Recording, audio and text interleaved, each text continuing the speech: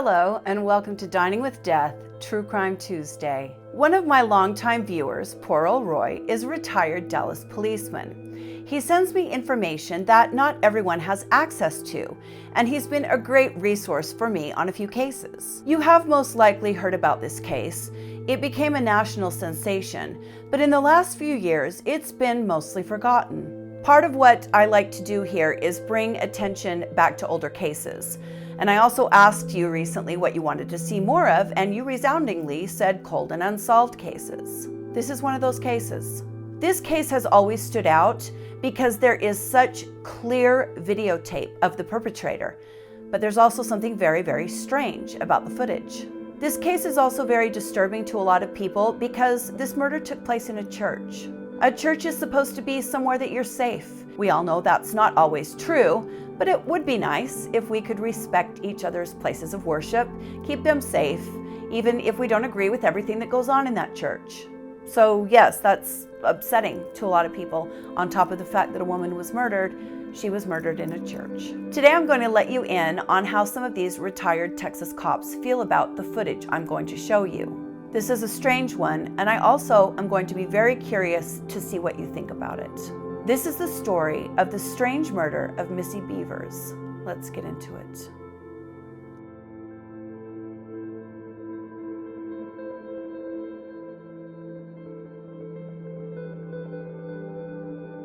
April 2016. Terry Leanne Bevers, who went by Missy, is living in Midlothian, Texas, which is about 25 miles south of Dallas. Missy was 45 years old at the time. She had been married to Brandon Bevers since 1998, and the couple has 3 children. Missy loved to work out, and she had begun teaching aerobics classes to the neighborhood women. The classes were held at Creekside Church of Christ. As you can see here, it's a large building that houses a good-sized congregation. There's a gymnasium in the church, but most of the time Missy taught her classes outside. The church was a 20-minute drive from Missy and Brandon's house, and the classes were very early in the morning.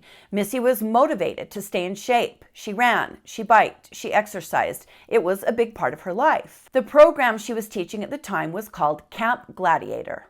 On the morning of April 18th, 2016, Missy woke up at her usual time, around 4 a.m., and got dressed to go teach her class that started at 5 a.m. She went through her morning routine, and then she got into her car and started the 20-minute drive to the church.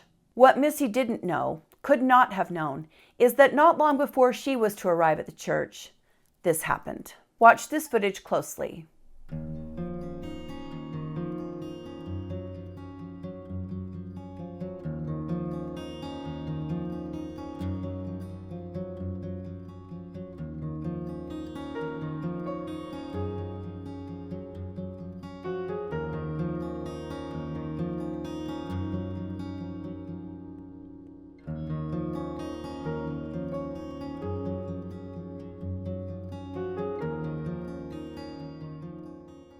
That car is a silver Nissan Altima. There's also a very distinctive bumper sticker on the back of it, but police have always blurred it out and we don't know what it is. So keep this footage in mind as we continue with the story.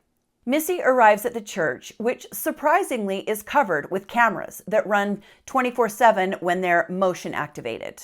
I think that's fantastic. I think all churches should have surveillance cameras. We've had a bunch of Mormon churches here in Utah vandalized lately. And while, I have issues with the church, I certainly don't agree with vandalizing them.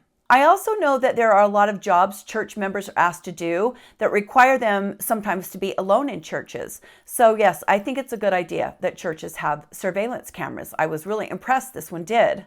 Cameras don't always ensure our safety, and they don't always ensure that the perpetrator will be caught, but they do help. There was a very heavy thunderstorm throughout the night and into the early morning hours of April 18th. You saw kind of the tail end of that storm in the video of the silver car. Parking lot was still wet, and it appeared like it was still drizzling. Now, apparently, when the weather was nice, like I said earlier, the fitness class would be held in the parking lot. They did a lot of running and sprinting, that type of thing, ran around the church, timed themselves. But because of the rain, Missy had sent out a group message to all of the participants that the class would be held inside the church that day. Now, this to me is very interesting, and we're going to touch on this more in a moment. This fact kind of comes into play in a minute here. There is something else that Missy doesn't know. When she arrives at the church, it will not be empty. Somebody is already inside. At 3:50 a.m., the surveillance camera system inside the church records the following footage. I'm just going to let you watch it in the order that it was captured, and then we will discuss it as we go.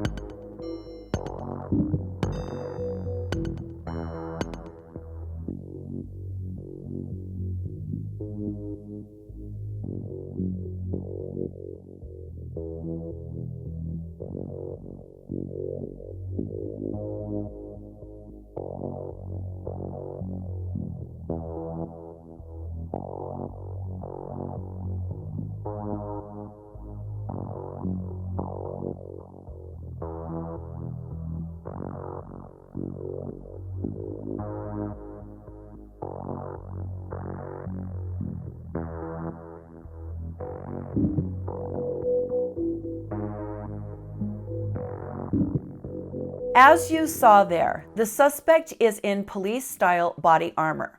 They are wearing body padding, a police vest, or one designed to look like a police vest, and they are wearing a helmet that hides their face, their entire face. The suspect is holding a claw hammer, and they use that hammer to open doors as if they're being careful not to touch them and leave any trace evidence. The suspect also breaks windows with that hammer and goes through church offices, drawers, desk cabinets, that sort of thing. They're just kind of wandering around in there, which seems odd to me.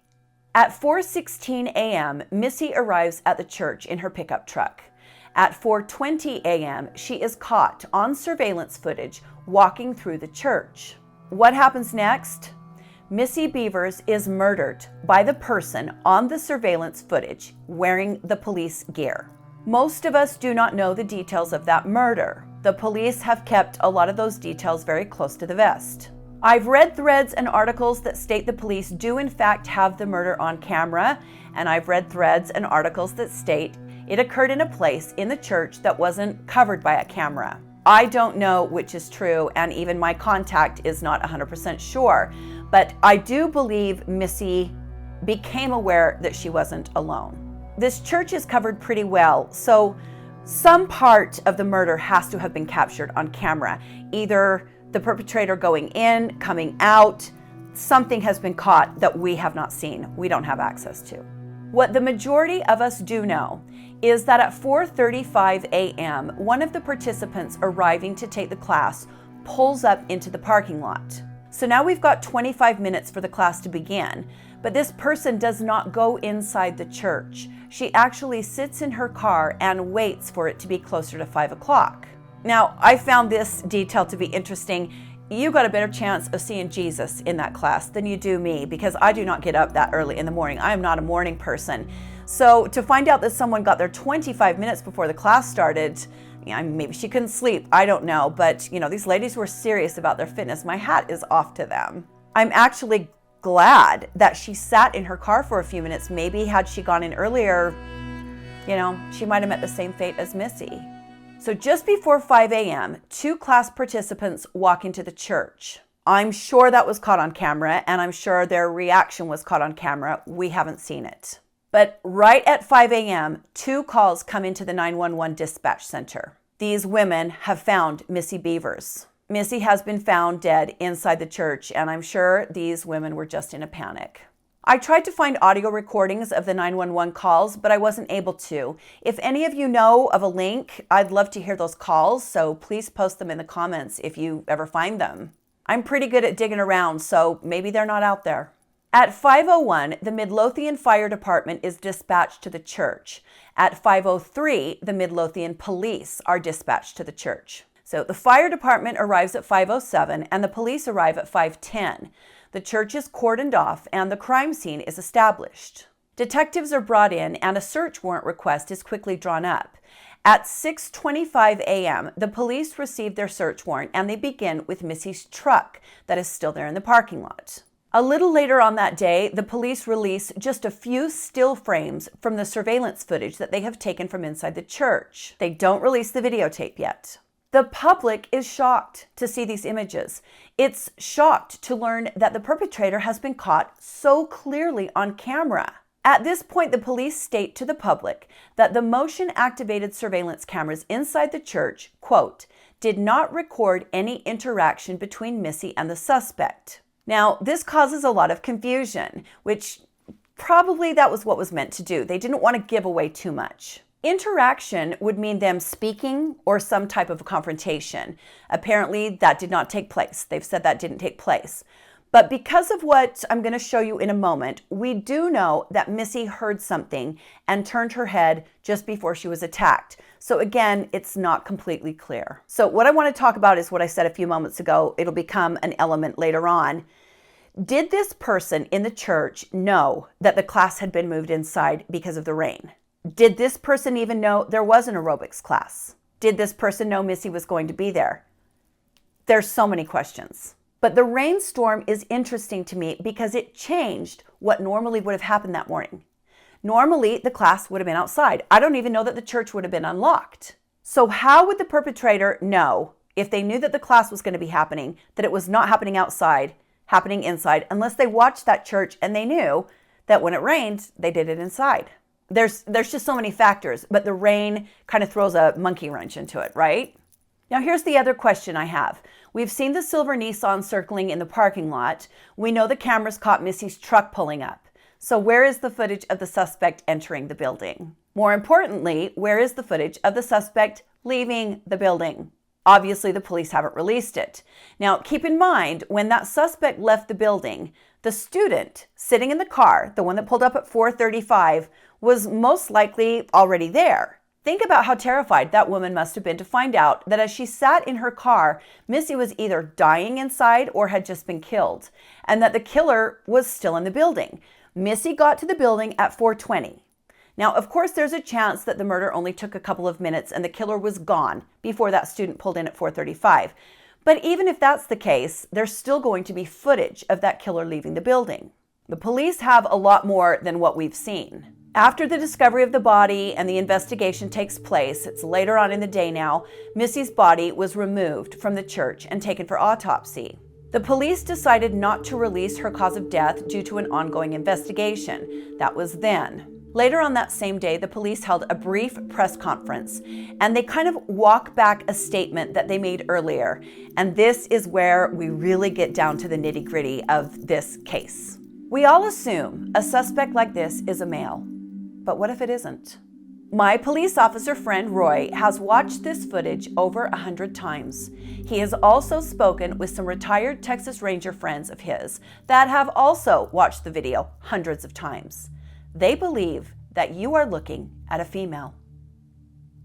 I haven't viewed this as many times as they have, not by a long shot, but I want to show you this particular moment right here. This moment right here looks female to me.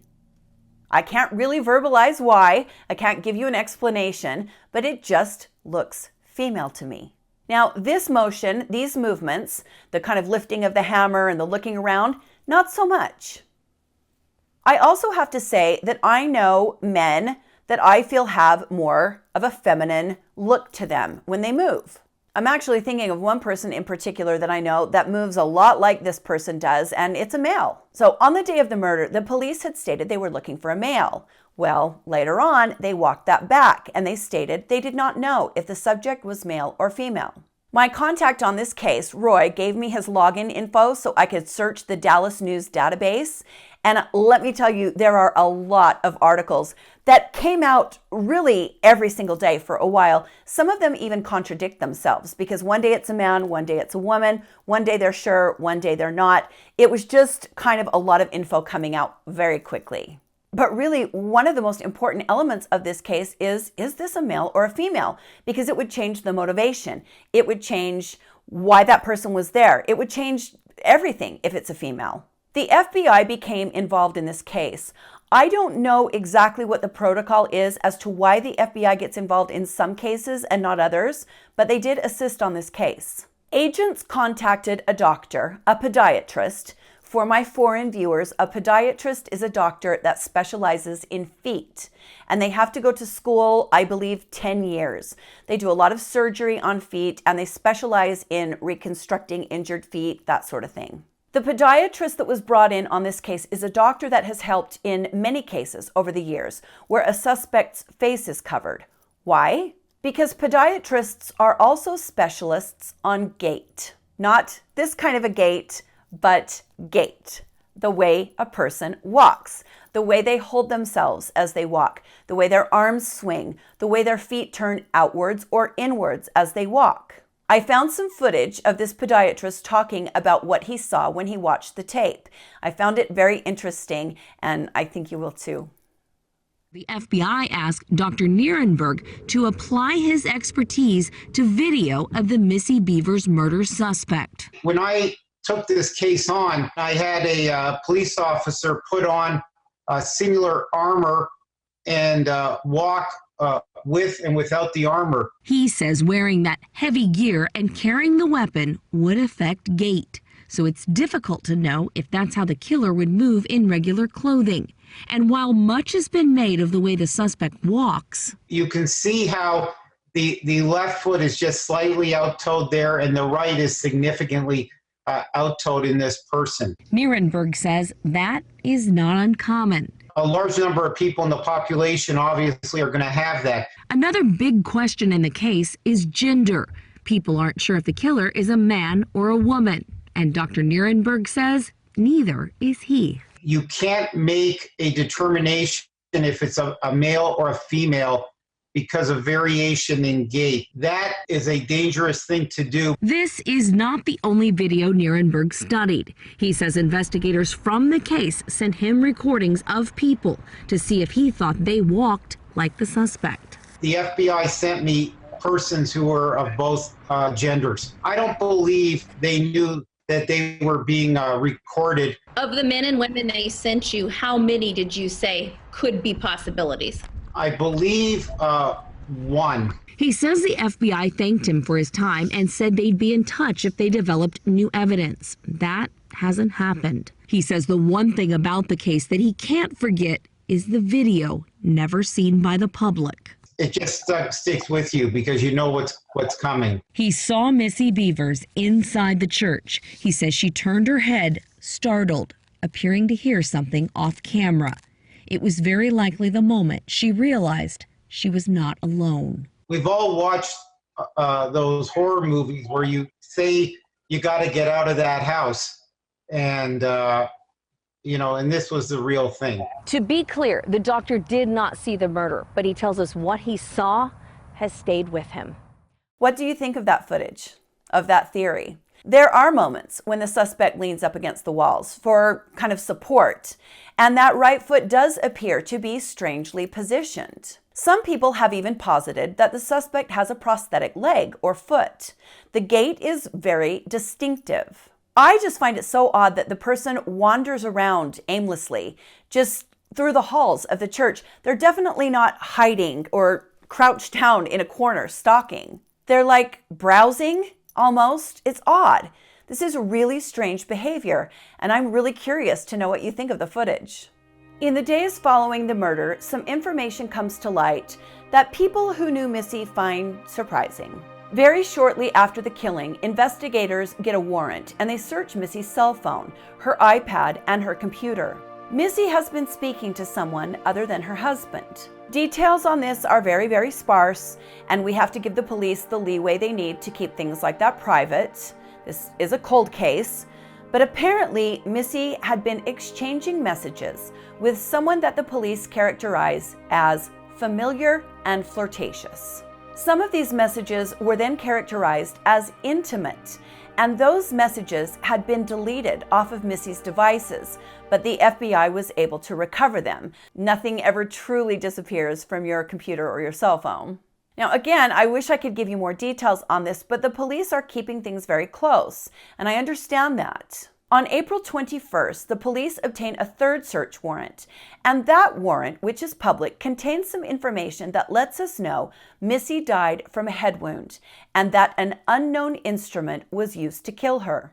The day after that, police release the surveillance video, not just stills from it, and we get to see the suspect walking around for the first time, swinging what has been determined to be a hammer. So let's talk about the prevailing theories. The first is that the suspect broke into the church to rob it, and that they didn't know Missy was going to be there. That was honestly the first thing that came to my mind when I heard about this case in 2016. But there are problems with that theory. The first is that nothing was stolen, so there goes robbery. That first theory is pretty quickly ruled out. The second theory, and one that I don't think has been looked into as much as maybe it should have been, is that this is some sort of a hate crime and that the suspect targeted the church because they hate Christians, or maybe they have some sort of a beef with the pastor or the members. I haven't seen this theory explored much, but for me personally, it holds some weight. There are a lot of lunatics out there, you guys, and sometimes people get hyper fixated on something, obsessed, you know? Could that have happened here? Could this person be angry at some element of this particular church and they broke in and started snooping around, breaking windows and things like that? Which brings me to my next point. If the person was there specifically to kill Missy, why break windows? Why look around in offices? Why open doors? Why snoop around? So this second theory of this being some kind of a hate crime, I had a hard time finding anybody that really had thought about that. Maybe it's because, you guys know, I do a lot of looking into cults and religions and things like that, and I see a lot of vandalism. Maybe I'm prone to think that way because it doesn't seem like anybody else believes that to be the case. And again, I have far from all the evidence and all of the information. But why the snooping around and breaking windows, if they were there for Missy? That's weird to me. The third and obvious theory is that the killer knew Missy was going to be at the church and they went there to kill her. So let's talk about that for a second. Later on, it comes out that Missy has received a strange message on her LinkedIn account. Someone has sent her a message that we have never seen it in public, but it's been characterized as weird and creepy. The insinuation has been that someone was watching Missy. Someone was stalking her. In the years following the murder, there have even come about rumors that the killer filmed the murder of Missy with their cell phone. Whether or not that's true, who knows? We don't even have probably half of what the police have, but those are the prevailing theories. The husband, Brandon, was never a suspect because he was confirmed to be on a fishing trip in Mississippi at the time of the murder. Again, if someone was watching Missy, they would probably know this. Could have killed her at home. On April 22nd, 2016, a few days after the murder, Randy Bevers, who is Brandon's father and Missy's father-in-law, takes a long-sleeve shirt of his to the dry cleaner in Midlothian. It had blood on it. The dry cleaners were aware of the murder and they contacted the police. The shirt was taken into custody for testing. Now, of course, word of this spread like wildfire, and I remember it well. I remember hearing about the murder and then hearing about the father-in-law who had taken a shirt to the dry cleaners that had blood, and I was like, oh, well, obviously, it's solved. That's it. Usually, it's somebody in the family. So all of these stories start to come out. People are probably making a lot of them up about how the father-in-law was in love with Missy or that he hated Missy. They got along too well. They didn't get along, all the things that normally happen in these circumstances. I'm sure this was really awful for Randy and for his wife and for Brandon. For a couple of weeks, they had to endure all of these rumors while the shirt was tested. But the test came back just as Randy told the police they would. The blood on his shirt was dog blood. Blood he got on his shirt when he broke up a fight between two dogs. So my apologies to Randy. Like everybody else, I kind of jumped to conclusions there. The police then got 9 search warrants for people's cell phones that knew Missy or that they suspected in Missy's death. Some of these people were Brandon and Missy's in-laws. But because no arrests have ever been made, we have to assume that these people are innocent. Missy's mother then goes on the news and reads a very heartfelt letter. It's very touching. She reads to the killer, she talks to him, asking for help and for closure. By the beginning of May, police have given more details on Missy's death. They state that she had multiple puncture wounds to the head and to the chest that are consistent with the hammer the suspect was carrying. Throughout the month of May 2016, we learned that many people have been investigated. The NYPD digital tracking team had actually been brought in to assist. They have an expert team that deals with cell phones. So they gathered all the cell phone records, they went over all the suspects, and still nothing. On May 20th, the police stated to the public that the suspect was between 5'2" and 5'7", but they didn't know the exact height or the sex of the suspect. They also stated that they had eliminated Missy's friends, co-workers, and family members as suspects. A $20,000 reward was then offered for information leading to an arrest. That happened in June. By October, it was increased to $50,000. Now, that footage I showed you of the Nissan didn't come until a year after the murder. I wanted to show it to you to give you a better sense of the chronological timeline, but the public, we didn't actually see that footage until a year after the murder. So then that comes out, there's all new theories, people turning in their neighbors and their friends.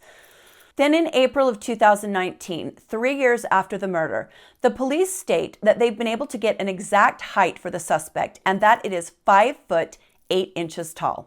Billboards with Missy's face on them were installed, and by 2021, the reward was up to $150,000. As the years passed, the case grew colder and colder, and now, 6 years later, in the words of my friend Roy, there is just nowhere left for police to go with this. There have been several serious suspects come and go, but the police haven't officially named anyone. You know me, I usually have an opinion on these things, but I'm not sure I know what I think about this one. The one thing I can't get out of my head is this.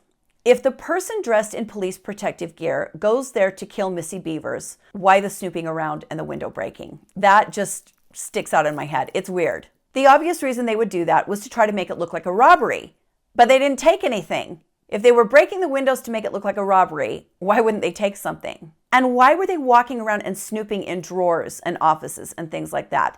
Wouldn't they have a bag with them to take some items to make it look like a robbery? Then the other thing is, hey, this is Texas. 3 things they got in Texas: donut shops, churches, and gun shops. If this person was going there to kill Missy, why not take a gun? And then again, there's the theory that this was possibly some kind of a hate crime. Maybe someone angry at the church, at Christianity in general. It just makes me wonder if this was someone trying to hurt the church and Missy just showed up at 4:20 in the morning, which was unexpected. Or they could have intentionally murdered Missy in the church to forever scar the church, to damage its reputation and legacy. I debated on whether or not to include this in this episode, but I'm going to. I have a hard time thinking this was the person Missy was maybe having some sort of an extramarital fling with, and it's due to my bias. I have a lot of friends that obsessively work out. You know who those people are attracted to? Not pudgy 5'8" men with limps. Nothing wrong with any of those characteristics. I'm just saying, from my old lady experience, that's not who women that are super into their bodies, those aren't the kind of guys they're attracted to. Now, stranger things have happened. There's no doubt about that. But anyway, I just don't think this is the person Missy was exchanging messages with. Also, I'm sure the police have looked into that person. And wouldn't there have been an arrest by now if it was? This killer could very well have been a stalker. They could have been watching Missy for who knows how long. This is one of those cases where there are honestly more questions than there are answers. The case is now stone cold. Even in the Dallas Morning News archives that Roy sent me, the last article was dated 2019.